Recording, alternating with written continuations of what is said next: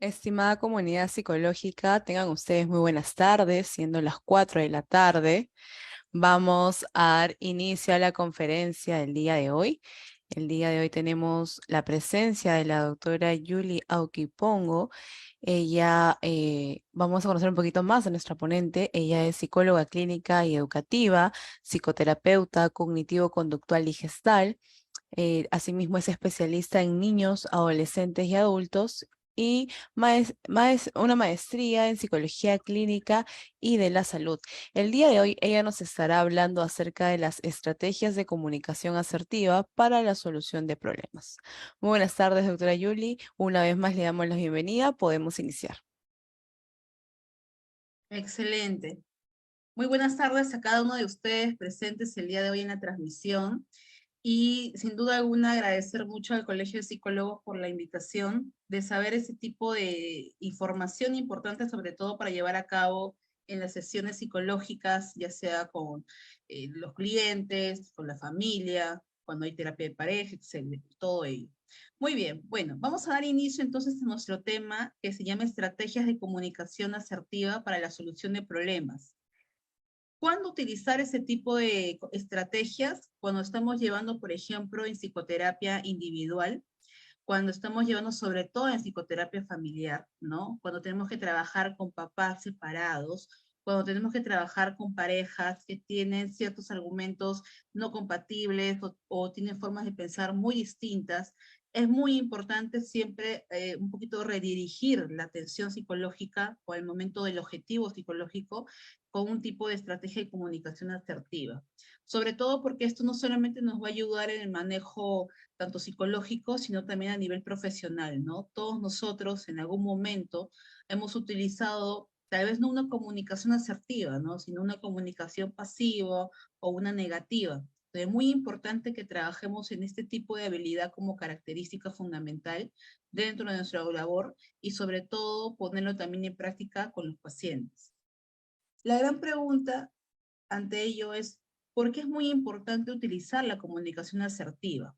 Acá hay una frase que lo coloqué acá porque es muy importante tenerla en cuenta, es cuando alguien nos habla es para desahogarse, para sentir que le apoyas o incluso para verbalizar sus sentimientos con tu ayuda.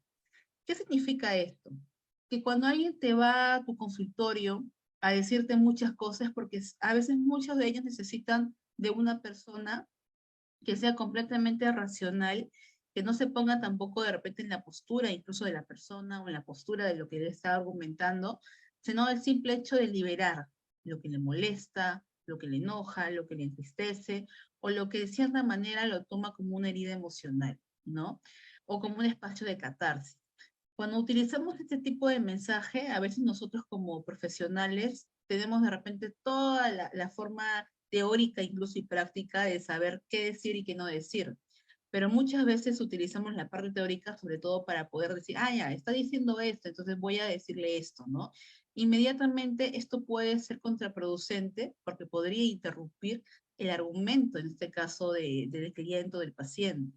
Por eso es muy importante redirigir que la información que te está comentando es porque necesita que tú le escuches. Para ello, antes de poder comunicar, es importante escuchar.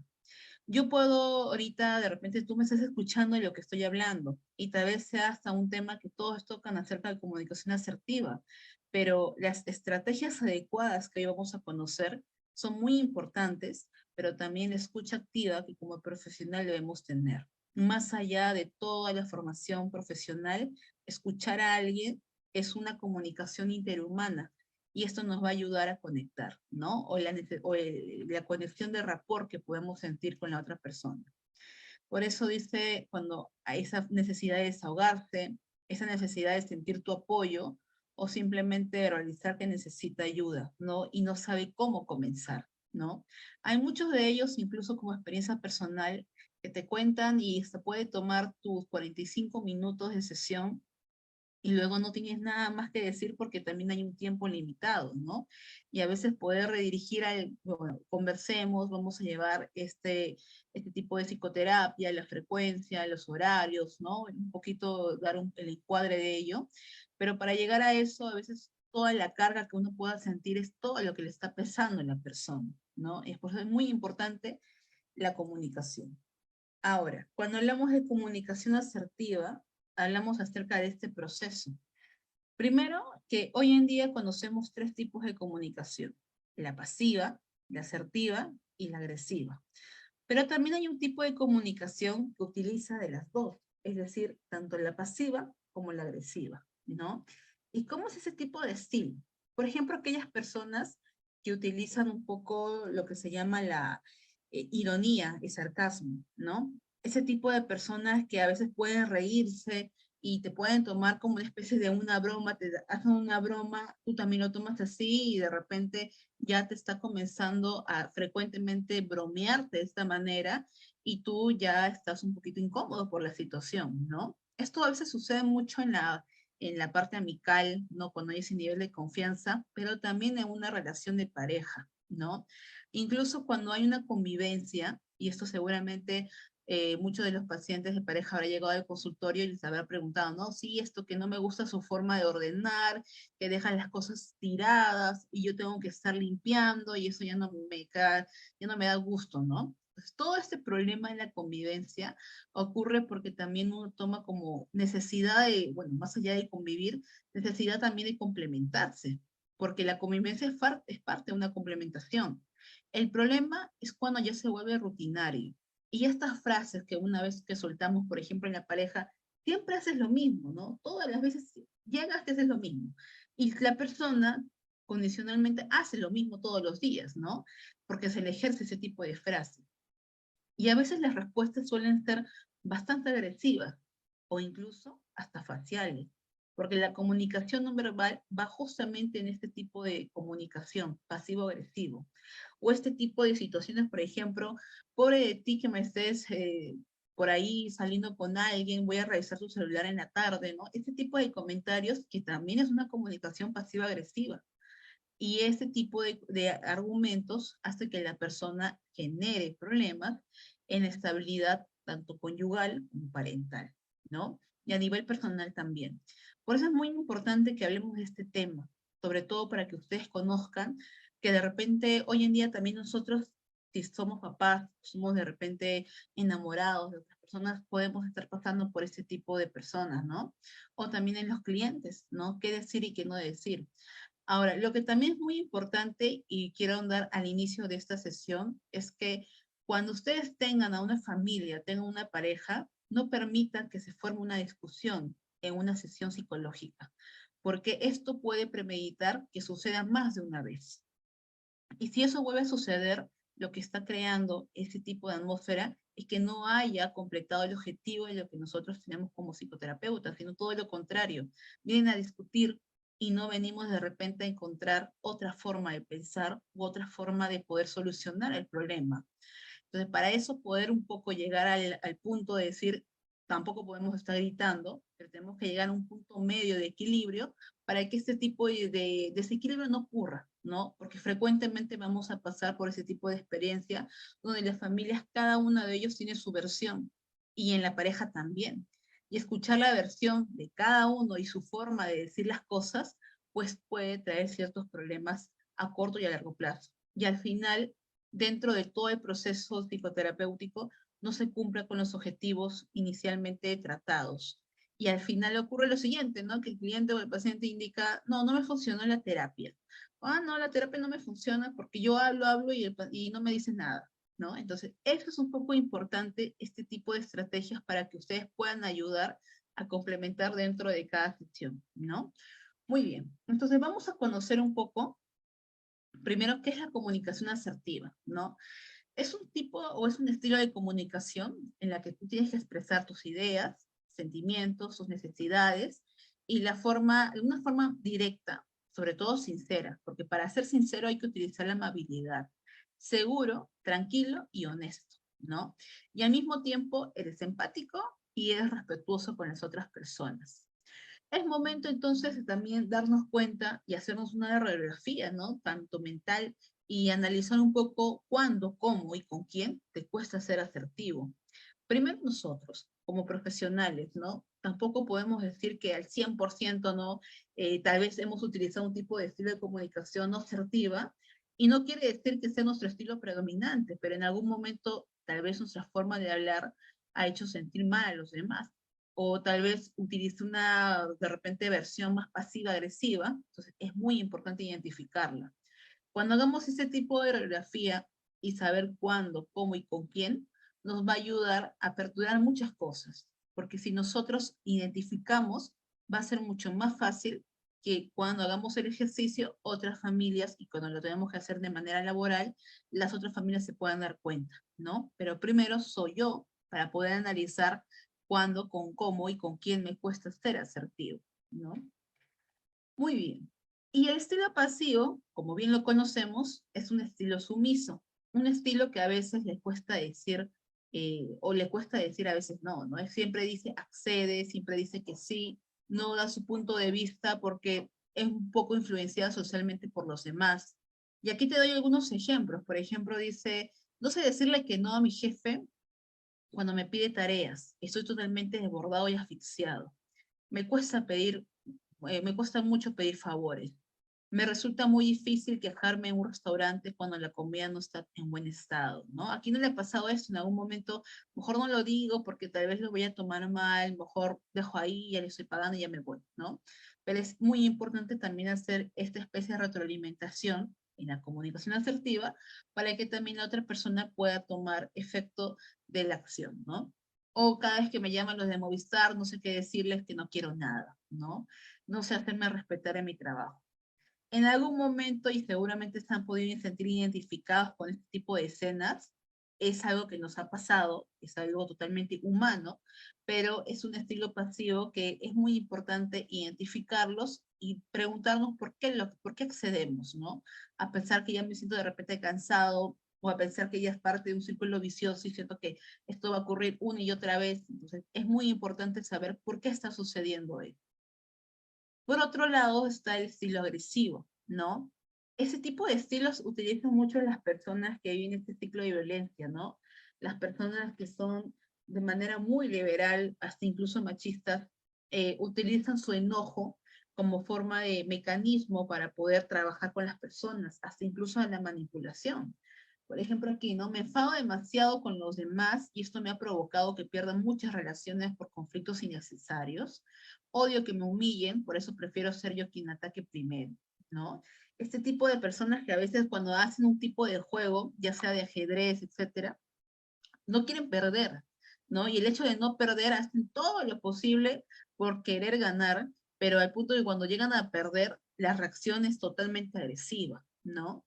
Justo yo hace un mes había visto un video donde era una especie de no baby shower, sino de invitación a los demás para conocer el sexo del bebé, ¿no? Y estaban los papás en la presentación y era un globo donde tenía que reventarlo para saber si era hombre o mujer.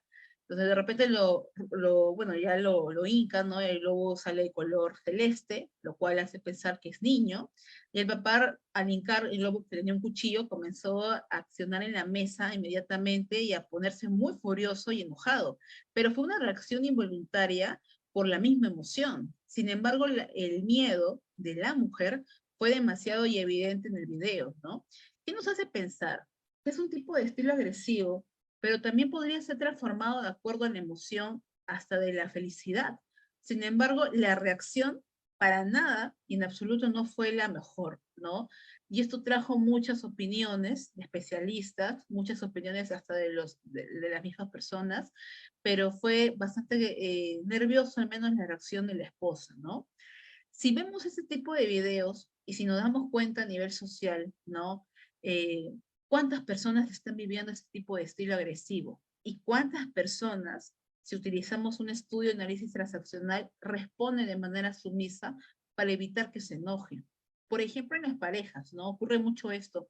No, es que tengo miedo porque de repente vaya a reaccionar de esa manera, así que prefiero hacerlo así porque si no tengo mucho temor que reaccione, que se amargue, y para evitar todo eso, mejor hago lo que me estoy pidiendo. Eso ya trae, más allá de la manipulación indirecta, ya trae a esa persona ese miedo, ese temor solamente por no ser provocado por este tipo de estilo, ¿no? Y esto ocurre también hasta incluso en padres separados. Por ejemplo, este tipo de comentarios, yo siento que le está manipulando a mi hijo, ¿no? Ya, yo siento que está manipulando a mi hijo porque le está diciendo, y muchas veces, cuando a veces en algún momento hubo lo de la pandemia, me acuerdo de un momento que tenía un pequeño y veía tanto a su mamá y su mamá, incluso en los lentes, se ve un poco la imagen, y su mamá le señalaba con el dedo, ¿no? Como dice, ah, dice, di esto, ¿no? Di el otro. Y esto fue totalmente caótico para el niño, porque uno como familia, más allá de la relación conyugal que no funciona, pero como padres debe hacerlo, pues no se dan cuenta de todo ese error emocional que pueden ocurrir en el pequeño, ¿no? Por eso es muy importante tener en cuenta esto. No solamente que la comunicación tiene que ser en base a argumentos, sino también a los gestos, a esta comunicación, como le decía, hasta de las pausas, los silencios, de las caras, ¿no? Hasta del modo de sentarse, ¿no? Esta comunicación indirecta, ¿no? O seguramente también han notado a veces en los adolescentes que a veces los papás le dicen algo y los adolescentes voltean la cara o miran, ¿no? De repente por la parte de arriba y miran serios, ¿no? Ese es un tipo de comunicación pasiva-agresiva. Es silenciosa, no te dice nada, pero al menos te está respondiendo de manera directa y te está diciendo que está enojado. Muy bien, entonces, conociendo un poco ello, antes de comunicar, siempre es importante recordar estos 5 puntos, porque es muy importante tenerlo en cuenta, por más que de repente, no, yo sí sé que es esto, no, pero hay que un poco de repente flexibilizar el día de hoy. Primero, no juzgues, ¿no? Hay que siempre tener en cuenta esto.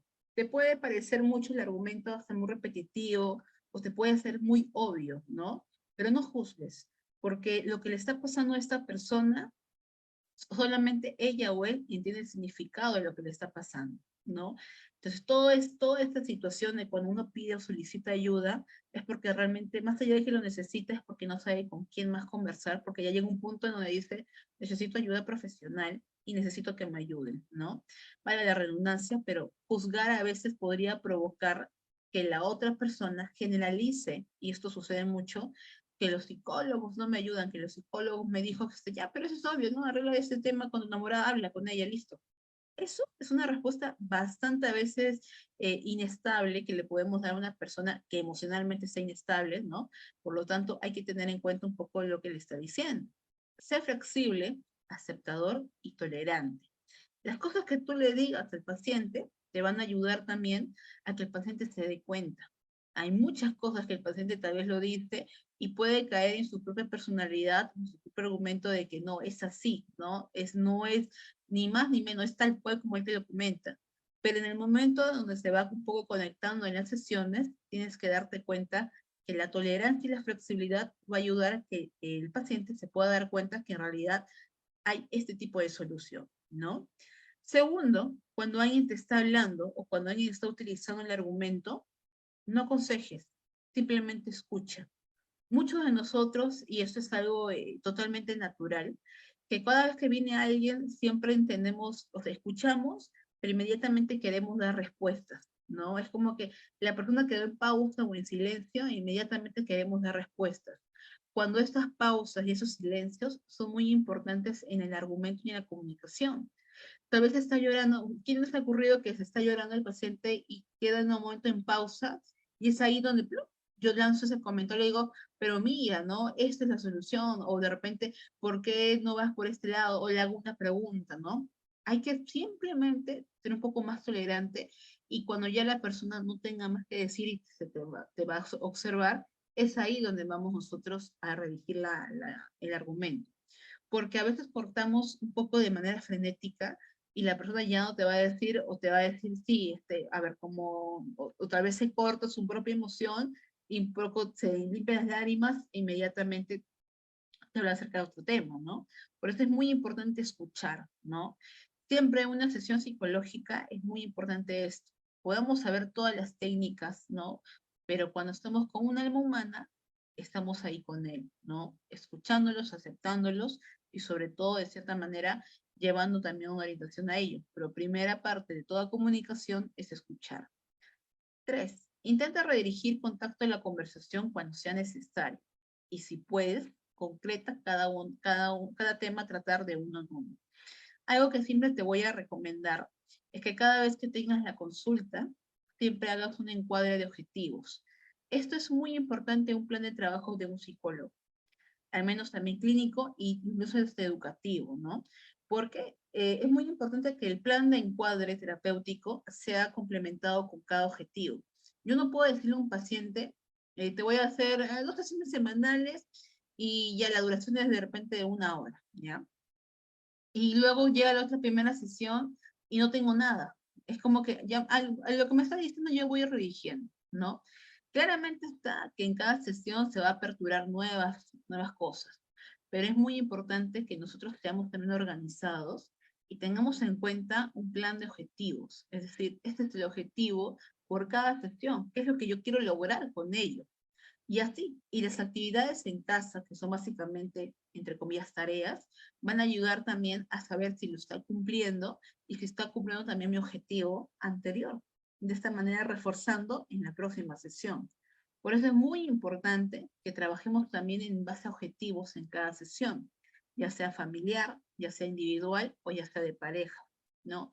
Así cuando hacemos de repente un taller, ¿no? Cuando hacemos un plan de sesiones psicológicas en un centro, en un colegio, en una empresa, que necesitamos tener nuestro plan operativo, ¿no? Y saber cómo lo vamos a ejecutar, cuáles van a ser los pasos, la duración, los recursos, etcétera. Lo mismo pasa cuando tenemos que trabajar con una persona. Necesitamos saber cuáles son los objetivos y hay ciertos modelos que son ciertas hojas de registro que en algún momento, si es que tenemos otra invitación, podemos compartir y podemos trabajar eso para que ustedes también puedan saber cómo son las hojas de registro y ustedes también pueden dar una continuación. Incluso, ¿no? De repente en una próxima sesión hacer el seguimiento, ¿no? Y estas hojas en una forma de curva nos van a ayudar a saber si está cumpliendo el objetivo por sesión. Eso es muy importante. Ser nosotros, si somos nosotros organizados y planificamos bien cada una de las actividades, el plan de tratamiento va a ser eficaz. Y esto va a ayudar que el paciente también se sienta bien y nosotros como profesionales también, ¿no? Porque estamos trabajando de una manera ética. 4. El lugar apropiado es lo más acertado. Nosotros no podemos de repente comunicar y queremos tocar un tema muy importante de repente en un cine, en un de repente parque de comidas, no. Debemos encontrar el lugar apropiado. Algo que también ayuda mucho en las parejas, y se han dado cuenta, es que a veces llegan del trabajo y lo primero que quieren hacer, llegan del trabajo es, quiero hablar contigo porque de repente me enteré de esto de ti, ¿no? Tal vez fue una información inesperada, pero yo debo también ser empático, ¿no? Por más que sea situación inesperada, también tengo que ser empático porque hay una carga laboral que llega de trabajo estresado o estresada y al menos necesita liberarse, ¿no? De las cargas de repente de la mochila, la ropa, cambiarse, bañarse y nuevamente poder ubicarse, ¿no? Pero a veces encontramos espacios que no son los más adecuados. Por ejemplo, las parejas son incluso de las más frecuentes donde utilizan espacios no adecuados para tocar temas muy importantes, e incluso en la familia. Están todos almorzando y les toca un tema inesperado. Cuando están comiendo, ¿no? Es lo mismo cuando alguien está de repente cenando y les hablan de cosas que no deberían hablar en una mesa porque están comiendo. Lo mismo pasa con este tipo de temas. El lugar apropiado siempre va a ser el indicado, porque si siempre lo hablo yo en cualquier momento, en cualquier espacio y sobre todo delante de personas, no es el lugar adecuado y no es prudente tampoco hacerlo, porque las respuestas pueden ser impulsivas, reactivas, y ese es el tipo de imagen que si hablamos de familia, yo le estoy entregando a mis hijos o a mis hijas, ¿no? Por eso es muy importante el lugar apropiado, ¿no? Yo sé que la tolerancia está en que no, es que tengo que hablarlo ahora, pero es muy importante buscar el espacio para hacerlo, ¿no? Empatiza con las palabras. Y para un poco empatizar con las palabras, algo que funciona muy bien es parafrasear un poco lo que te está diciendo el paciente, ¿no? Por ejemplo, te está hablando que la última vez tú sufrió una ruptura sentimental bastante fuerte y ya no quiere tener enamoradas porque se siente que le van a engañar, etcétera, ¿no? Entonces, empatiza con las palabras, un poco tocando para que la persona también sienta que, no que sienta, pero que redirija que tu tipo de atención está llevando a cabo en lo que te está diciendo. porque nosotros cada vez que alguien nos habla, nos podemos analizar y imaginar un poco la situación, y a veces nos vamos más a los detalles, cuando en realidad la persona ya está pasando a otro tema, ¿no? Por eso es muy importante empatizar muchas veces con las palabras para que la persona también pueda sentir ello. Recuerda que la primera sesión es la conexión de rapport, ¿no? Que es un tipo de conexión que tú sientes como terapeuta con el paciente y te va a ayudar sobre todo a que también el paciente tenga ese espacio terapéutico de poder comentarte lo que siente, ¿no? Sin necesidad de escuchar alguna crítica o que piense que le van a juzgar, etcétera. Así que es muy importante eso. Realmente hay que ser consciente de tus posibles distorsiones en la comunicación y hay que trabajarlas, porque nosotros no podemos pensar que somos perfectos en tal sentido. También hemos tenido este tipo de hilos de comunicación, errores en la comunicación, y es muy, muy importante trabajar en cada una de ellas. Porque si no trabajamos, lamentablemente, siempre vamos a caer en ese tipo de círculo vicioso, una y otra vez, ¿no? Entonces no vamos a poder llegar a cumplir los objetivos. Por lo tanto, la escucha activa es importante. Escuchar es el fondo y la forma.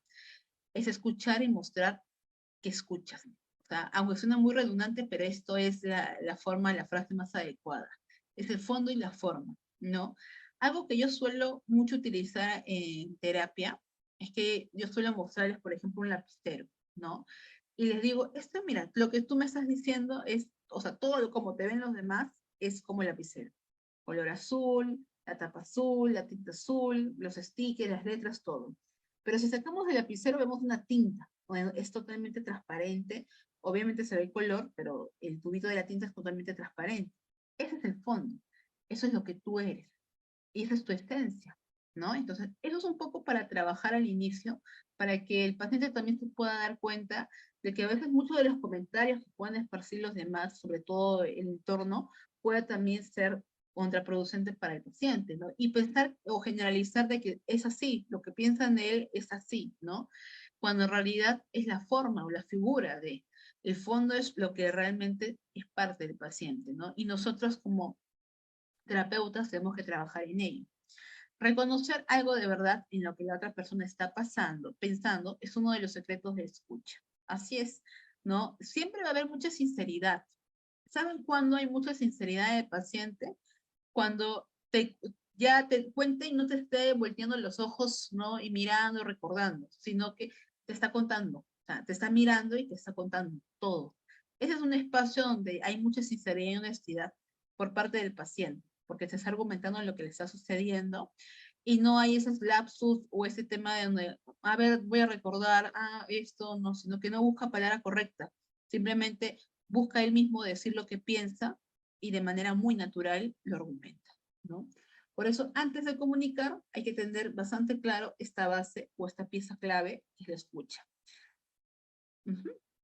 Entonces, si queremos nosotros un poco fundamentar más del tema, hay un libro que se llama El Quinto Oído, de Carlos Alberto Seguín, que habla acerca de 5 oídos, ¿no? Que tenemos, y alguna de las frases que rescaté fue ¿no? Escúchame, es todo lo que te pido. No hables, no hagas nada, solo escúchame.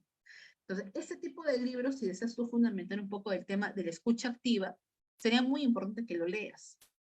Te va a ayudar un poco a aperturar esta parte de la comunicación intrahumana que necesitamos tener en cuenta en el trabajo con los pacientes y en el trabajo de uno mismo. Así que escucharnos siempre va a ser lo mejor, pero saber escuchar en un trabajo o incluso con alguien es mucho más importante porque estamos trabajando con o sea, con alguien que puede estar pasando por una situación terrible y lo que tú le digas es pieza clave de lo que pueda tomar en acción. Así que este tipo de libro de Carlos Alberto Seguín es muy bueno, y las palabras son bastante fáciles de poder leerlas, así que son comprensibles, así que tomen en cuenta este tipo de texto.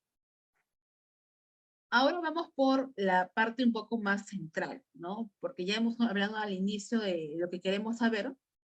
Sí, finalmente cuando termine la sesión, les voy a mandar la PPT y también de repente el libro para que ustedes también lo puedan ahí leer. Así que no hay problema. Ujú. Bien, entonces vamos a conocer las técnicas, básicamente las estrategias de comunicación asertiva. Una de ellas, o tal vez más de una de ellas, tal vez la han escuchado, pero vamos a trabajarlo con ejemplos. Esto nos va a ayudar a tomar un poco más la apertura de algunos temas al detalle en específico y que pueda ser bastante natural cuando alguien nos está hablando. Muy bien, vamos entonces con la primera, que es la técnica del disco rayado, ¿ya? Las palabras o los títulos son un poco de repente hasta, no naturalmente son algo bueno, ¿no? Disco rayado o lo que vamos a escuchar después, ¿no? Pero hay que recordar un poco el tipo del argumento que vamos a utilizar. ¿En qué consiste esta técnica? Es repetir tu visión de las cosas con tranquilidad y tacto en una especie de bucle neutral, en donde no entras en los ataques o provocaciones que pueda hacer la otra persona. En pocas palabras, vamos a mirar esto. Este es el siguiente ejemplo. Por tu culpa salió mal el trabajo de ciencia. Siempre es tu culpa. La técnica del disco rayado es, todo lo hicimos lo mejor posible. Además, yo creo que no salió tan mal. Recuerda que fue un trabajo en equipo, ¿no? La respuesta, pero es que siempre que estás tú, hacemos un desastre de proyectos y la verdad ya estoy cansado. Disco rayado, hay cosas que mejorar, pero lo hicimos lo mejor que pudimos. Pero es que siempre, por lo que sea, eres tú la causa de todos los problemas. Disco rayado, entiendo que te sientas mal, pero estoy convencido de que todos lo hemos hecho lo mejor posible. Si nos hemos dado cuenta, la persona no entra en discusión con la otra. La otra puede estar mucho en la negatividad, en la impulsividad, del enojo, pero yo no estoy entrando en una discusión, sino que estoy tocando las cosas con tranquilidad y con cierto tacto para ir repitiendo lo que me está diciendo, o sea, su visión de las cosas. ¿Qué significa la visión de las cosas? Es decir, yo le puedo estar diciendo lo que él piensa, pero va a llegar un punto, y esto lo vamos a conocer después, donde también él se dé cuenta que es lo que él piensa, más no lo que los demás piensan, ¿no? Entonces, eso es muy importante, porque si nos damos cuenta en este ejemplo, hay mucha responsabilidad, y es como que necesito hacerte, bueno, más allá de hacerte creer, necesito que tú tengas la culpa de esto, y que de cierta manera te des cuenta que tú has provocado esto, ¿no? Siempre una discusión y esto siempre va a pasar. Si uno no quiere discutir, no discute. Y uno forma discusión cuando los dos discuten. Ahora, cuando uno provoca la discusión, es porque la otra persona o entra en el juego o no entra. Y si entra, es que ya se formó el problema, de cierta manera, porque las reacciones siempre van a ser por parte de las emociones, de manera involuntaria y también incluso por el tipo de personalidad que podamos tener, ¿no? Si yo veo que alguien me dijo, me respondió mal y yo también le respondo mal, pero no le hago entender de manera inteligente, emocionalmente hablando, las cosas, ¿no? Para que la persona se pueda dar cuenta. Vamos a encontrar a personas que son muy resistentes a escuchar y a cambiar. Y nosotros no vamos a entrar en la expectativa de que lo haga. Así que tampoco vamos a estar tolerando que siempre esté con este bucle. Por eso a veces ocurre ese tipo de personas que por más que tú le digas las mismas cosas y encuentres cualquier tipo de la mejor técnica posible, son muy resistentes al cambio. Y eso es un trabajo más individualizado, más que grupal o más que familiar, es más individualizado porque se trabaja en ello. Así que este tipo de técnica, que es el disco rayado, es saber utilizar la comunicación, redirigirla sin tocar el enojo como protagonista, ¿no? Esta es una práctica en el sentido de que no es que sea natural decirlo. A veces la misma provocación de la emoción va a reaccionar. Por eso es una forma de practicar. ¿Cuál es la mejor forma de practicar? En casa. Nosotros, por ejemplo, en casa o si estamos llevando algún curso o si estamos de repente compartiendo a nivel social, es muy importante practicar este tipo de técnica del disco rayado, ¿no? Porque nos va a ayudar a trabajar, si nosotros lo hacemos, va a ser mucho más fácil que la otra persona, en este caso mi cliente, también lo pueda accionar. Entonces, el disco rayado busca básicamente esto, ¿no? Hablar las cosas sin entrar en ataques o provocaciones que puede ser la otra persona. Básicamente llegando a un punto, pero entiendo que te sientas mal, como dice al final, pero estoy convencido de que todos lo hemos hecho lo mejor posible, ¿no? También dando a conocer un poco su punto de vista, sin caer en el redondeo, pero es que yo no tengo la culpa, es que tú también eres responsable, ¿no? Sin caer en el redondeo de eso. Muy bien. Ahora vamos con la siguiente. Es la técnica del banco de niebla. La técnica del banco de niebla, nuevamente el nombre, ¿no? Tal vez suena un poco peculiar. Es un tipo de recurso que consiste en buscar un punto de verdad en la crítica que te estén haciendo y darle la razón, pero negándose a entrar en mayores discusiones. Vamos a utilizarlo esto de la siguiente manera. A ver, por ejemplo, dice, por tu culpa se llama el trabajo de ciencias. Siempre es tu culpa. El banco de niebla es, entiendo que pienses eso, estamos muy tocados por lo ocurrido. La misma respuesta, ¿no? Pero es que siempre que estás tú, hacemos un desastre de proyectos.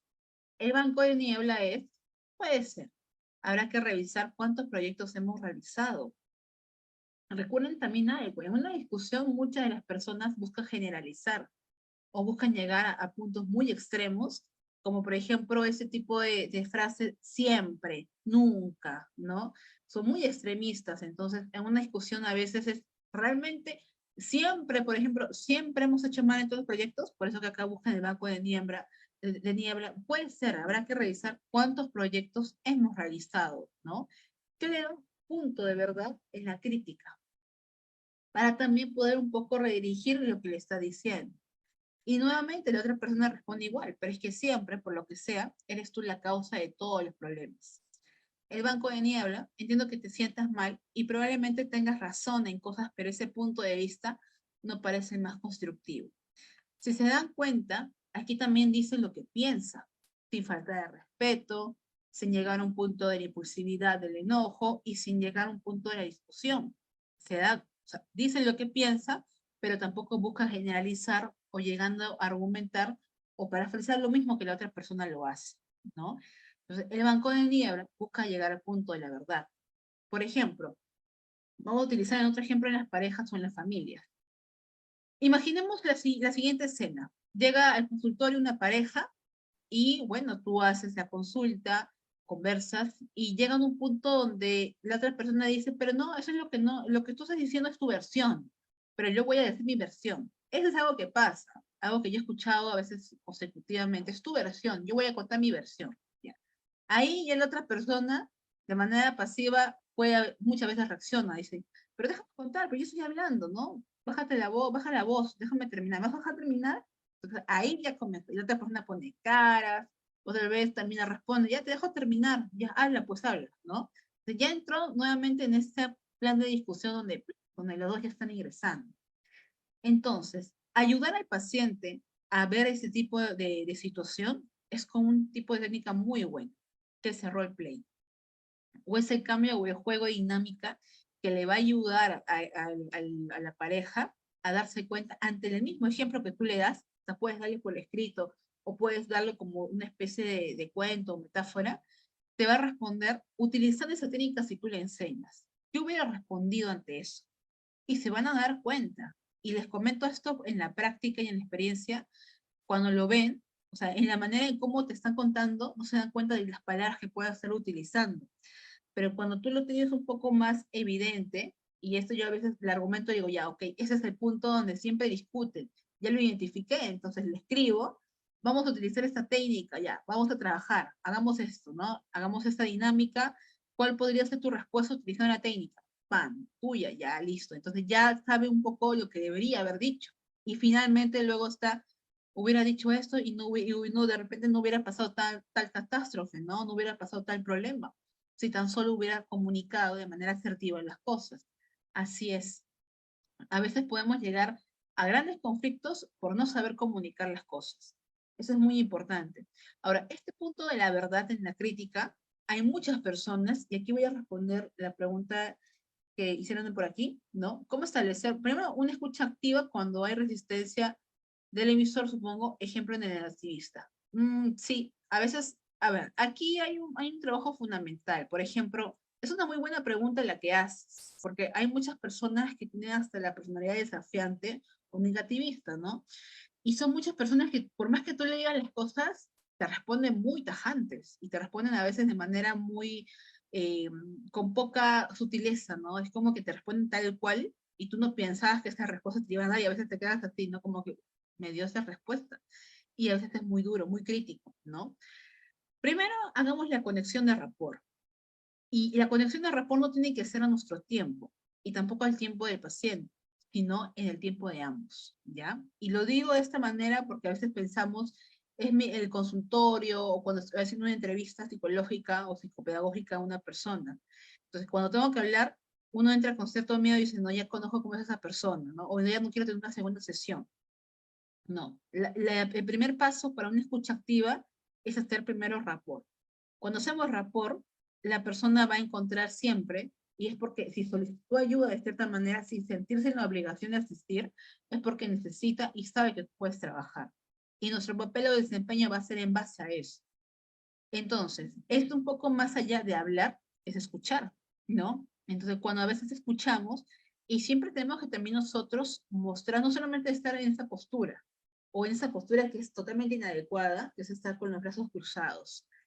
Una forma de escuchar es utilizar las mismas poses no verbales que utiliza la persona.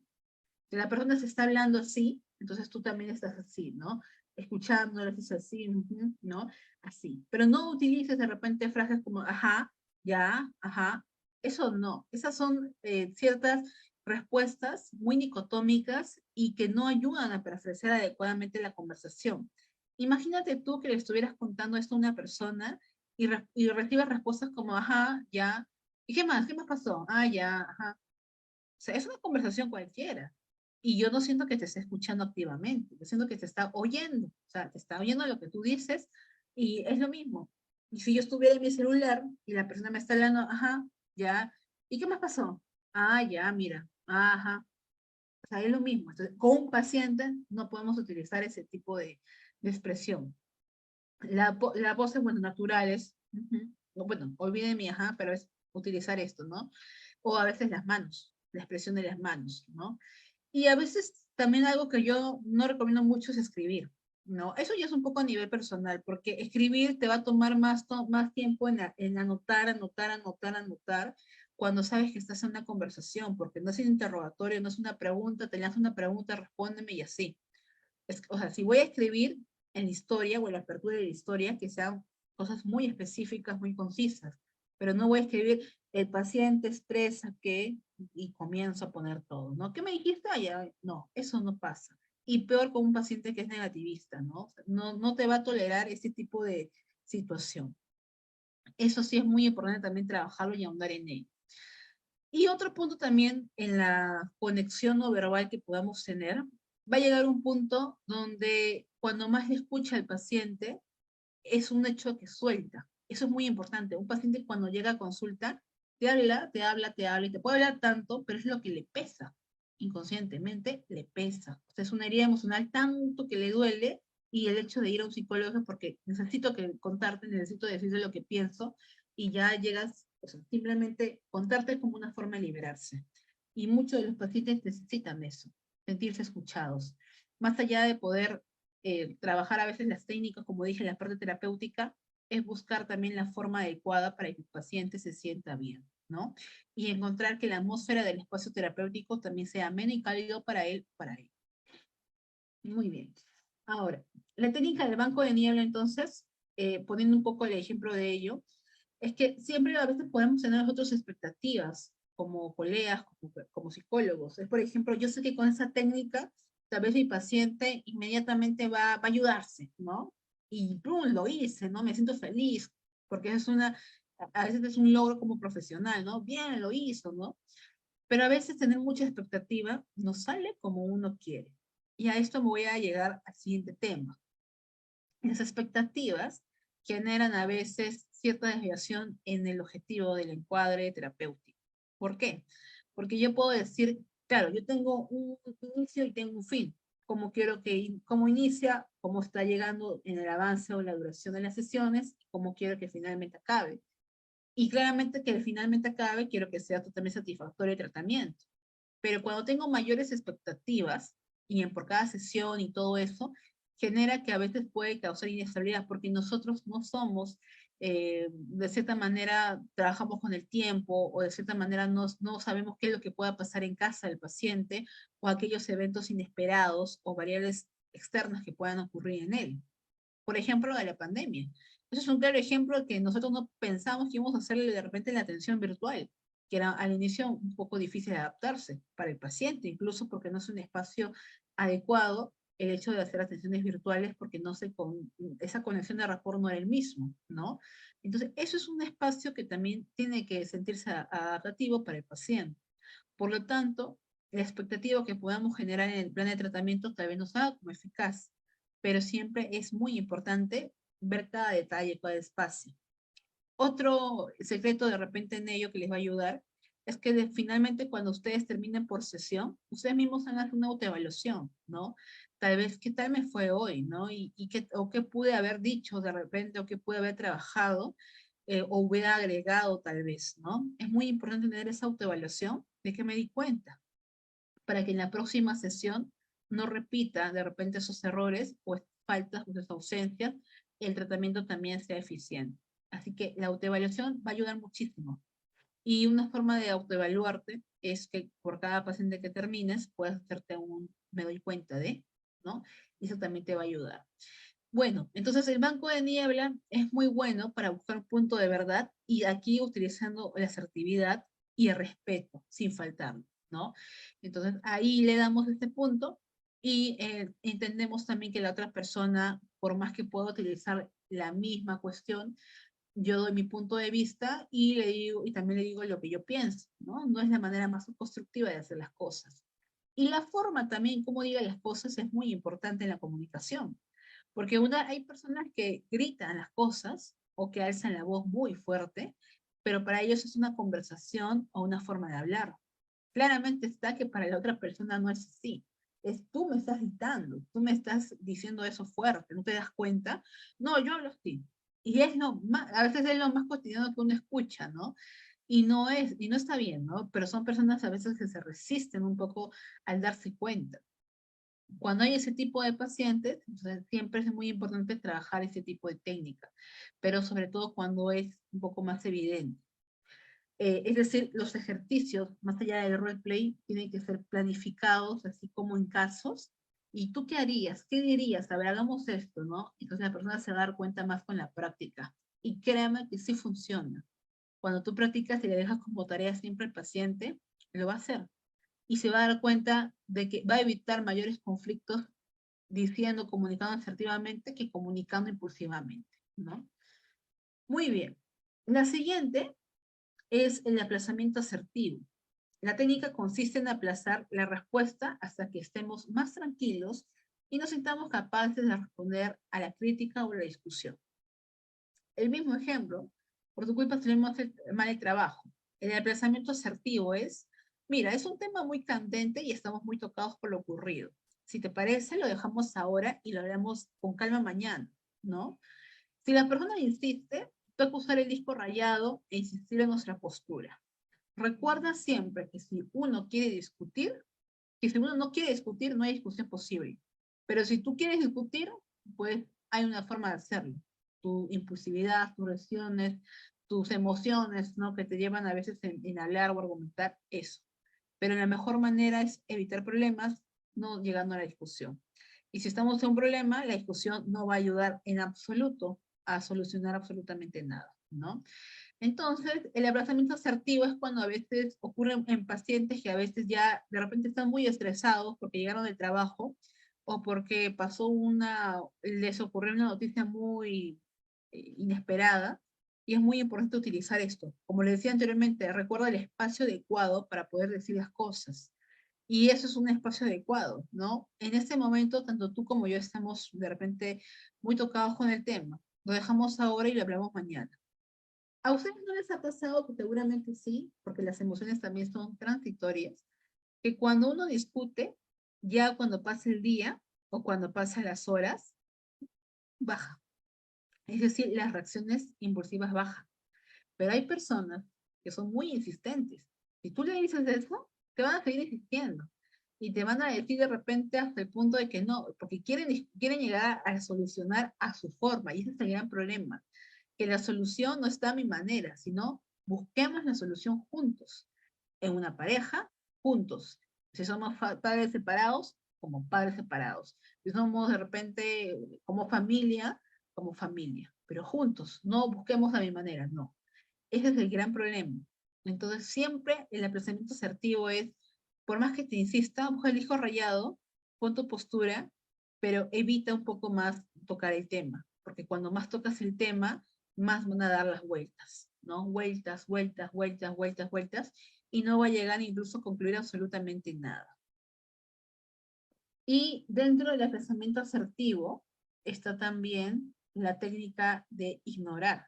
Ahora, esa es una técnica más que todo es ignorar un poco la conducta cuando son, y esto va a ocurrir con personas que ya son frecuentes, muy en la convivencia sobre todo, ¿no? Cuando ya tiene a veces 20 años de matrimonio, ya se conocen, hay una súper confianza entre ambos, y uno ya sabe cómo es la reacción de la otra persona, claramente. Entonces, la técnica a veces de ignorar es, vamos a darnos un descanso un rato, ha sido un día difícil y mañana tenemos una reunión, ¿no?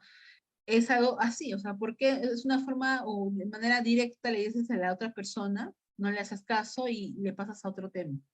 Ahora, esto no convierte en que la comunicación asertiva sea de repente que busque una solución inmediata, pero al menos la reacción baja. Y una reacción baja ayuda a que no cree una discusión. Eso hay que tenerlo en cuenta siempre, porque si uno está con una emoción al tope, va a siempre insistir hasta que tú busques la solución inmediatamente o le des la solución. O sea, a veces hay personas, y se habrán mucho, hay personas que necesitan su espacio, que necesitan de repente hasta pensar o necesitan en algún momento sentirse, echarse en la cama y al menos hasta dormir. Necesitan su espacio. Y eso es lo más empático que uno puede utilizar, tener en cuenta. Porque la solución, como vuelvo a repetir, no está a mi manera, sino en los dos, o en familia, ¿no? O en uno mismo. Así que a veces hay que darle ciertos momentos de aplazar un poco más la comunicación y de encontrar el mejor momento para hablar, ¿no? Ahora, un tema recurrente es a veces la infidelidad, ¿ya? Lo digo esto por dos motivos, ¿ya? Y esto va a ocurrir siempre en lo que es la psicoterapia de pareja, porque la infidelidad es una reacción que ya no va a esperar que hables mañana o pasado acerca del tema, o un fin de semana, es inmediato. Pero algo que hay que tener en cuenta en ese tipo de infidelidad que pueda suceder es que claramente está que más de un 90% de las parejas reaccionan impulsivamente al darse cuenta de una infidelidad. Eso es válido. El tema es que la persona a veces emocionalmente, al estar inestable, toma decisiones por emociones. Sabemos eso hoy en día que no está bien, pero también es cómo poder comunicar, ¿no? Aquí es muy importante, a veces en el descubrimiento de infidelidades o cuando ya llegan a consulta y te cuentas, sí, yo me descubrí esa infidelidad, ustedes van a escuchar la misma rutina de comunicación. Siempre es muy importante no retroceder acerca de este tema. Les digo esto por dos motivos. Cuando una persona habla de infidelidad, todavía sigue tocado. Es como un proceso de duelo, es como estoy en la etapa de la tristeza o en la etapa de la negación o en la etapa del enojo, sobre todo más en el enojo, porque ¿cómo es posible que esta persona hizo esto conmigo? Así que cuando hablamos de infidelidad, no podemos hablar, ¿y te acuerdas qué te hizo? ¿Y te acuerdas qué te dijo? Para trabajar la técnica, no. O sea, eso no se hace, porque si tú vuelves a tocar ese tema, haces nuevamente lo que se llama la revictimización. O sea, la persona se va nuevamente a contarte el tema y no es la manera adecuada, y no es el espacio adecuado, al menos ahora, hacerlo. Así que es muy importante eso manejarlo. Es lo mismo, ¿no? Cuando hay personas que te hablan acerca de abuso o de violencia. ¿Y te acuerdas qué te hizo? A ver, dime, ¿a qué hora fue? No, o sea, no entremos al detalle. A ver, si le hubieras dicho esto, ¿qué hubiera pasado? No, o sea, no pongamos también en ejecución de pruebas, prueba, ensayo y error, porque eso tampoco va a ocurrir. ¿Esto en qué momento hay que utilizarlo? Cuando ya las comunicaciones sean totalmente inestables, repetitivas, ¿no? Pero no cuando hay ese espacio de repente de situaciones inesperadas que suceden porque no estamos en el espacio adecuado. Y para eso también tiene que haber una buena conexión de rapport entre el terapeuta y el paciente, porque si no lo hay, pues se nos puede escapar ciertos datos o cierta información y nuevamente el plan de tratamiento no suele funcionar. Luego está la técnica del acuerdo positivo, ¿no? Por ejemplo, por tu culpa si yo me del trabajo, eres malísimo. El acuerdo positivo, y esto a mí me gusta mucho porque uno acepta los errores y no es actor sumiso, miren la respuesta. Tienes razón, me equivoqué en muchas cosas, pero no me gusta nada cómo me hablas. Normalmente suelo ser muy bueno en lo que hago y no me gusta que me hables así, generalizando de esa manera. Esa es una de las técnicas que a mí en lo personal me gusta mucho porque la persona también tiene que aceptar cuando está cometiendo un error, ¿no? Y no siempre desplazar. Pero también hay que darse cuenta y comunicar para que la otra persona se dé cuenta de cómo está comunicando las cosas. Porque puede decir mucho. Y cuando ocurre el acuerdo positivo, la persona ya no dice más. ¿Y saben por qué? Porque la persona siempre busca un responsable o un culpable. Por ejemplo, en la pareja o en la familia, ¿no? Pero ¿te acuerdas que tú hiciste esto? ¿Cuántas veces hiciste esto? Ah, 5, ¿ya ves? Tú ganaste, porque tú siempre lo haces. ¿Ya? Y eso, incluso, ¿no? ¿Te acuerdas cuántas veces me fuiste infiel? 5, ¿ya? ¿Ya ves? Yo no fui infiel, tú fuiste, ¿no? Entonces siempre va a buscar un culpable, ¿no? Responsable, responsable, responsable. Y eso no es adecuado de cierta manera, ¿no? Así que eso hay que tenerlo en cuenta dentro del acuerdo positivo y sobre todo, como dice ahí, ¿no? Tienes razón, me equivoqué en muchas cosas, pero no me gusta la forma en cómo me hablas, ¿no? Y también, normalmente soy muy bueno, reconozco que no fue lo mejor, pero no generalices de esa manera, ¿no? Incluso aquí puedes utilizar un poco el banco de niebla, ¿no? Dándose cuenta el punto de la verdad. Por ejemplo, no siempre en todos los trabajos, si te has dado cuenta, por ejemplo, suelo hacer ese tipo de fallos. Acepto mi error, trabajaré en ellos, pero la manera en cómo te estás dirigiendo a mí no es la más adecuada y deseo que te puedas dar cuenta. Listo, ahí y ya terminas como punto final para que la persona no le dé más, ¿no? Y evites también tú llevar un mal día por un tipo de comunicación de la otra persona que no fue la más adecuada. Y tenemos acá la otra que es muy buena también, que es la pregunta asertiva. Esta es muy buena porque también le da un punto de reflexión a la otra persona, ¿no? Tiene como punto de partida pensar que la crítica hecha por nuestro interlocutor es positiva, ¿no? Por ejemplo, dice, tú tienes la culpa de que se le hice mal el trabajo, como siempre, ¿no? No me había dado cuenta. ¿Por qué lo dices? ¿Qué es exactamente lo que te molesta de mi forma de actuar? O cómo sugieres que cambie para que no se vuelva a repetir, ¿no? Eso es muy bueno. Ese tipo de preguntas asertivas, también como les dije, le da un punto de reflexión a la otra persona y también te trata de buscar, ah, bueno, ya yo diría que hubieras hecho esto, ¿no? Entonces, todo esto ya busca solución. No solamente se queda frenético en su enojo, ¿no? Sino que trata de buscar también una solución, entrando a una solución con ese tipo de preguntas. Y en la familia, en la psicoterapia familiar, eso es lo que algo que le falta mucho a la familia, hacer preguntas asertivas. Más son destructivas que asertivas y más son críticas, ¿no? Se han dado cuenta que a veces en el entorno familiar son más, por ejemplo, mira cómo te vistes, no deberías vestirte así. Ah, mira, todo el día estás jugando en la computadora, todo el día estás saliendo en la calle. Todos son críticas y no es la comunicación adecuada, ¿no? Y a veces las respuestas también suelen ser bastante impulsivas, ¿no? Ya no me importa lo que me dices, ya, basta, ¿no? O a veces esta palabra, cállate, ya no quiero saber nada de ti, y las reacciones suelen ser las mismas. Entonces, la forma en cómo hablamos nos va a ayudar a redirigir un poco la situación. Así que esa es la manera más adecuada de darnos cuenta, ¿no? Y un ejemplo importantísimo en ese tipo de plan de trabajo es que ustedes también, como les dije anteriormente, puedan practicarlo porque el hecho de practicarlo le va a dar mucho las puertas para poder decirse a sí mismo, ok, voy a hacer esto. Quiero preguntarles, ya que están aquí, ¿cuál de estas son las que más de repente les ha gustado, ¿no? ¿Cuáles esas técnicas? La pregunta asertiva, ahí vamos a poner acá, la pregunta asertiva, el ignorar, técnica de acuerdo positivo, aplazamiento asertivo, técnica de banco de niebla o técnica de disco rayado. ¿Cuál de estas más les ha llamado la atención? ¿O cuál de estas va más con su estilo, tal vez de ustedes? A nivel personal, ya no vamos a hablar de repente a nivel de trabajo, sino a nivel personal. ¿Cuál va un poco más con su tipo de estilo? A ver, pueden comentarlo, tal vez pueden decirlo por aquí. Es muy importante también saber su opinión. A ver, por acá dice, la pregunta asertiva. Excelente, bien, bien. La pregunta asertiva, así es, yo también voy por este y con el acuerdo positivo. La pregunta asertiva es muy buena. ¿Quiénes más? A ver, ¿quiénes más desean comentar?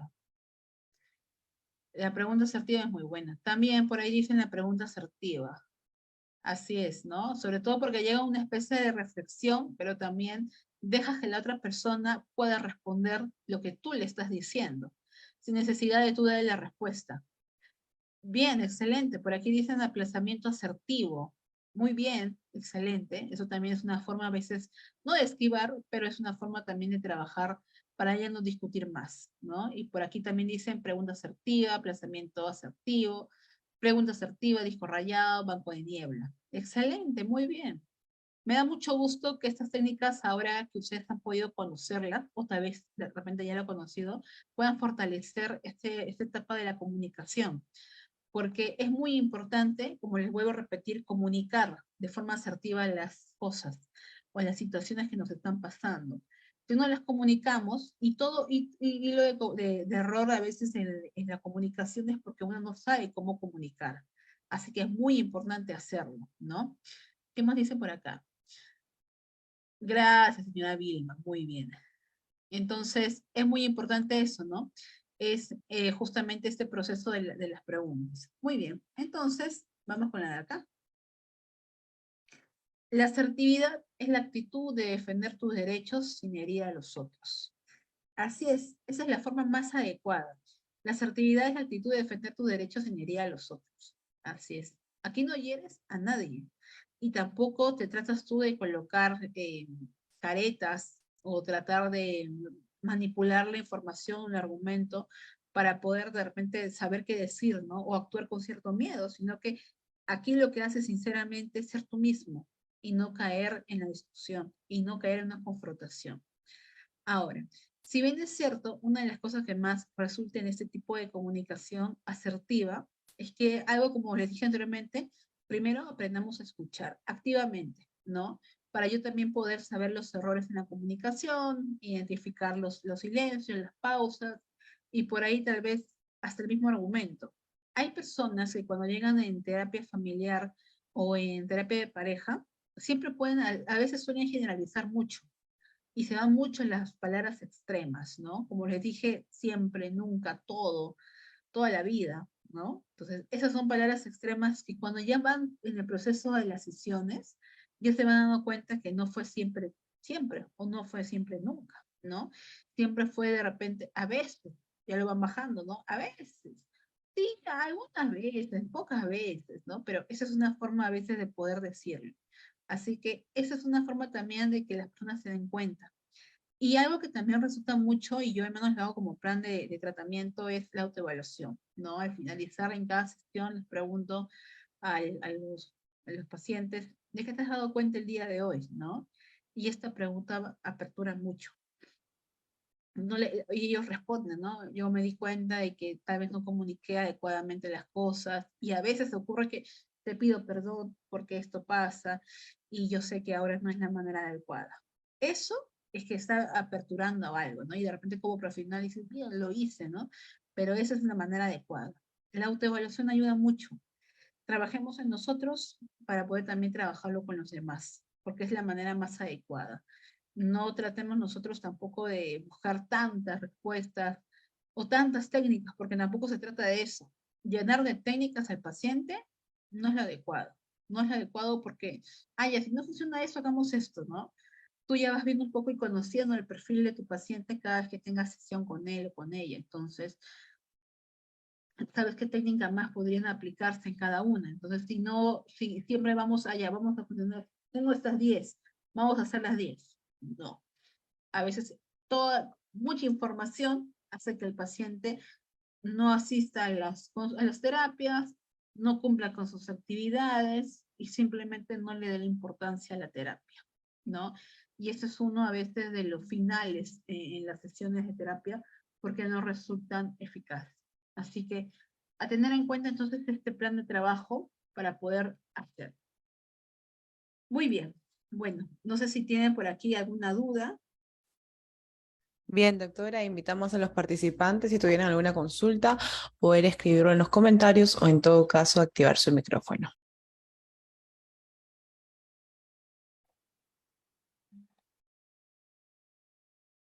Bien, por aquí tenemos la mano levantada de Beatriz Pilco. por favor.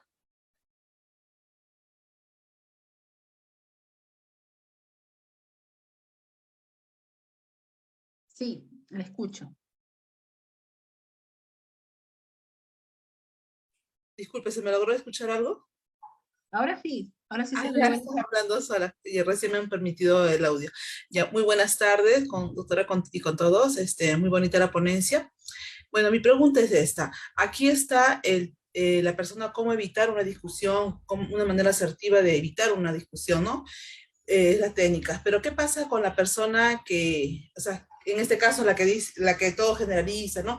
Pero sin embargo está con esa idea de que está molesta, quizás con un ejemplo, en un colegio, por ejemplo, y el alumno está en el grupo y está molesto por lo que dice él, ¿no? Está molesto, tiene sus razones, ¿no? Está molesto porque un compañero quizás faltó, no vino, no cumplió, y bueno, cómo él debe expresar, cómo él debe comunicarse con esta persona para que de manera asertiva, para que no vuelva a suceder, ¿no? De que quizás su nota no fue, como la nota es grupal, entonces bajó su nota. Entonces, ¿cómo se podía trabajar con él? Gracias. Muy bien, muchísimas gracias por tu pregunta. Eso es muy bueno. Y si hablamos de un plano educativo, es algo que a veces recurrentemente pasa, ¿no? Cuando hacen trabajos en equipo y todo este proceso. Ahora, hay que tener en cuenta que en el caso de los escolares ocurre mucho lo que se llama el estrés académico, ¿no?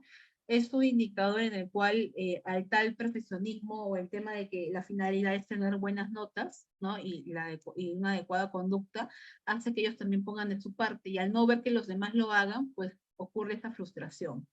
Primero hay que identificar el manejo de frustración que pueda tener en este caso el estudiante, ¿no? Porque son situaciones no que tienen que suceder, pero que hay que mostrar la flexibilidad ante ello, ¿no? Por ejemplo, algo que yo, por ejemplo, suelo trabajar son un poco el método de casos.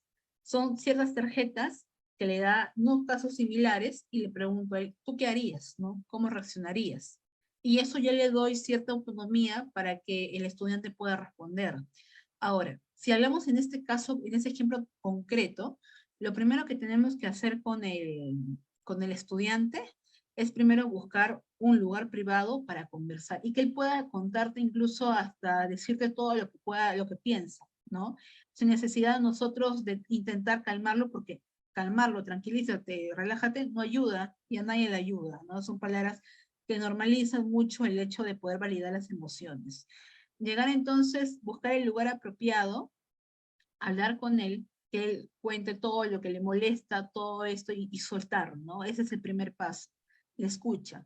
Cuando él está contando todo, va a llegar un momento en donde de repente las lágrimas o simplemente el suspiro, que es una forma de pausa donde ya te dije lo que pienso, ahí es donde yo puedo demostrar mi empatía, ¿no? Y decirle, muy bien, ¿no? De repente, gracias por la confianza de contarme ello, ahora vamos a buscar entre los dos, ¿no? Y que no se sienta que tiene que hacerlo solo. Vamos a buscar entre los dos la solución ante eso. Mira, tu compañero tal vez no puso de su parte y es notable que no lo hizo y se conversará con él. Pero por tu parte, yo admiro mucho tu esfuerzo porque lo hiciste realmente. Vamos entonces a tratar de conversar con tu compañero y escuchar también su punto de vista, ¿no? ¿Y esto qué te va a ayudar? A evitar algún tipo de resentimiento a largo plazo y evitar bromas. Por ejemplo, algo que sucede mucho en los estudiantes es que pasa ese tipo de situación y luego lo ven como que, sí, pues no haces nada, pues eres un vago. Eso es una broma, pero utilizando la pasiva agresiva. Es decir, que en algún momento ya la persona a tanta cólera de escuchar vago ya puede reaccionar de manera impulsiva. Entonces, ya cuando la otra persona escucha a la otra, va a poder decir, incluso ahí puede utilizar lo que es la pregunta asertiva, ¿no? No hiciste lo correcto, yo trabajé mucho en este trabajo y la verdad me siento muy mal porque no pusiste de tu parte, ¿no? Entonces la otra persona va a aceptar el error definitivamente y también va a tratar un poco de dialogar y hasta disculparse sobre la situación. ¿Esto que va a llevar? A un encuentro también de ambos, de poder también manejar un poco la situación del problema, de buscar una comunicación accesible y asertiva y no buscar de repente la misma reacción impulsiva. Y sobre todo, va a ayudar en que los dos puedan darse una segunda oportunidad y volver a hacer incluso otro trabajo o incluso la misma responsabilidad para la otra persona, ¿no? Eso ayuda mucho. Ahora, cuando sucede, ¿qué hubiera sucedido tal vez que la otra persona tal vez no se da cuenta del problema, ¿no? Simplemente actúa y dice, no, no me parece, no estoy de acuerdo, no, yo puse mi parte, pero no quería tal vez ya. Se muestra muy resistente. Ante ello hay que buscar solución externa, es decir, si hablamos de un ambiente educativo, hablar con el docente, ¿no? Y de manera igual privada, conversar con el estudiante que fue muy resistente al aceptar su error y decirle no, también lo mismo, ¿no? Encontrar la forma adecuada para poder llegar también al acuerdo positivo, pero sobre todo también entender un poco porque los adolescentes reaccionan de la manera en cómo ellos tienen su estilo de crianza. Y si hablamos de estilo de crianza, de repente la falta de valores o la no adecuada autonomía en casa, de repente hace que la persona sea irresponsable o simplemente responda de esa manera, ¿no? Por eso es muy importante también hablar con los papás y darle también la información evidente para que ellos también puedan poner en práctica con su hijo. Y esto, tanto en la entrevista con el estudiante, la entrevista con los padres, e incluso hasta una entrevista con el tutor o con el docente, va a ayudar a que el problema pueda tener una solución y incluso hacer algún tipo de talleres de repente de buen trato, ¿no? Del manejo de hábitos de estudio para potenciar un poco esto y prevenir de que a largo plazo pueda suceder, ¿no? Eso ayuda mucho. Y en un contexto estudiantil, la mejor forma es siempre, las felicitaciones son en público y las llamadas de atención siempre en privado. Y cuando ocurre que una persona quiere, de repente suelta todo lo que te dice y se encuentra muy nervioso, a veces el hecho de tener tantas personas lo desvía o simplemente se muestra cortante. Así que encontrar el espacio adecuado va a ser la mejor manera para buscar la solución. Muy bien. Bien, doctora, por aquí en el chat también tenemos dos preguntas. Vamos con la primera. Lilian Ángeles nos dice, ¿qué clase de técnica funciona en pacientes con discapacidad mental o diagnóstico psiquiátrico? Ya, a ver, aquí por ejemplo, cuando hablamos de comunicación asertiva con pacientes que ya tienen un diagnóstico de como un trastorno mental o un diagnóstico psiquiátrico o están en un tratamiento de esquema farmacológico, es muy importante primero entablar la conexión de rapport. Ahora, siempre hay que preguntar cuál es el tipo de diagnóstico que tiene, porque si hablamos, por ejemplo, de un tipo de diagnóstico bipolar, ¿no? Aquí de repente, utilizando un poco la estrategia de disco rayado, no va a ayudar, definitivamente no va a ayudar para el paciente, y menos tampoco la de banco de niebla, ¿no? Porque a veces son tan frenéticos en buscar la solución o de repente la respuesta ante ello. Lo que sí aborda mucho es el acuerdo positivo. El acuerdo positivo con método de casos, ¿no? De repente, después de esta sesión, yo les voy a pasar algunos ejemplos de situaciones que son muy interactivos, son fichas, para que ustedes también puedan abordarlos con sus pacientes. Son recursos importantes que le van a ayudar a que tú qué harías ante la situación, ¿no? Y este tipo de roleplay va a ayudar a evitar que la persona, o sea, y poder identificar inmediatamente que esto se vuelva a repetir y evitar obviamente que la comunicación sea disruptiva en ello. Pero en el caso del acuerdo positivo es la técnica adecuada, ¿no? Sobre todo eso, demostrar y decir lo que uno piensa, pero también no generalizando sobre el tema. Y la pregunta asertiva también. El tema es, como le voy a repetir, de acuerdo al diagnóstico, ¿no? Porque hay pacientes, por ejemplo, si hablamos de un paciente que tiene un diagnóstico de esquizofrenia, yo no voy a utilizar el acuerdo positivo o la técnica de pregunta asertiva, porque no va a funcionar, ¿no? Por eso hay otro tipo de técnicas que van a poder ayudar, que no necesariamente es en la comunicación, porque aquí no es la manera en cómo comunica, porque hay que tener en cuenta el diagnóstico, sino es otra forma ya de manera individual de su persona, ¿no? Y el tema de autoestima, el tema, por ejemplo, de aceptación emocional, ¿no? Y todo ello. Entonces, este tipo de comunicación asertiva para ese tipo de pacientes, pues no le va a ayudar. Es más, les trae incluso mayor inestabilidad a ellos y hasta el punto que les pueden ocurrir una reacción impulsiva, ¿no? Por ejemplo, como para contarles una breve historia, ¿no? Yo cuando estaba en internado, me acuerdo que alguien utilizó un compañero de técnica de acuerdo positivo con un paciente que tenía diagnóstico de esquizofrenia y la reacción fue totalmente inesperada. El chico le dio un golpe, una cachetada a mi compañero, ¿no? Entonces, en ese momento es, pero yo quería que me diga algo, ¿no? ¿Qué te va a decir? Pues en ese momento no te va a responder de manera asertiva, ¿no? Para ellos el no o el sí o dar tu punto de vista es una forma más impulsiva y hasta a veces agresiva.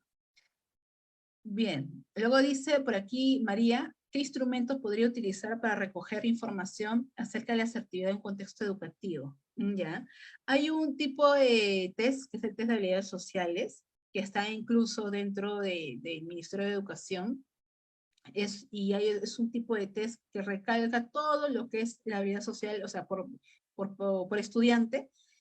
Son aproximadamente 60 ítems, ¿no? Y ahí recaudas toda la información, como su estilo incluso de comunicación, ¿no? Cómo socializa, cómo de repente puede solucionar un problema, ¿no? Entonces ahí va un poco con ello. Así que también lo voy a poner entonces en cuenta para pasarles este instrumento y ustedes también puedan ponerlo en práctica en el contexto educativo. Luego dicen pacientes autistas, ¿no? ¿Qué técnicas usar? Ya. Hay que ver un poco el grado del autismo, ¿no? Si hablamos también de pacientes autistas, ¿no? Por ejemplo, en pacientes con síndrome de Asperger, recuerdan que hay una falacia de razón, ¿no? Y el hecho de que ellos quieran tener la razón es algo ya propio de la condición. Y en pacientes autistas, ¿no? El hecho de utilizar esas técnicas, yo diría que más allá de poder comunicar, primero aceptar un poco cómo son sus habilidades sociales, para ya poder llegar a ese tipo de temas. Pero también, en el caso de ellos, también podría ser la técnica de acuerdo positivo o pregunta asertiva. Pero cuando ya hay mucha insistencia, porque eso va a ocurrir con los pacientes autistas, la insistencia, utilizar hasta la técnica de aplazamiento asertivo, ¿no? Ajá, bien. Bueno, esas es un poco las respuestas. Bien, doctora, entonces todo claro, ya hemos por ahí respondido algunas incógnitas de los participantes, entonces siendo las 5:20 podemos concluir la ponencia del día de hoy. A ver, aquí nos dice la última pregunta, María, ¿estos recursos, fichas, de qué manera lo podemos obtener además del instrumento? Sí, esto les voy a pasar ya junto con la presentación para que lo puedan tener ustedes y ya pueden poner en práctica con sus pacientes, ¿no? Pero la mejor, de repente, el consejo que les podría dar es que ustedes pongan en práctica también estas técnicas a nivel personal para que también puedan trabajarlo con los pacientes, ¿no? Y como les vuelvo a repetir, el trabajo sea más eficiente y les pueda ayudar a ustedes. Si ustedes lo conocen, va a poder ser más conocido para ellos.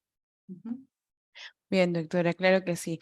Entonces le damos las gracias por acompañarnos el día de hoy a través del Consejo Directivo Regional 1 Lima y Callao, en especial de la decana, la doctora Mabel Burga, y comentarles a nuestra comunidad que la doctora Julie Auki es parte del staff del área de capacitación. Aperturamos con ella la conferencia del mes de enero y nos estamos viendo en una próxima conferencia. Doctora Julie, estamos agendando de todas maneras.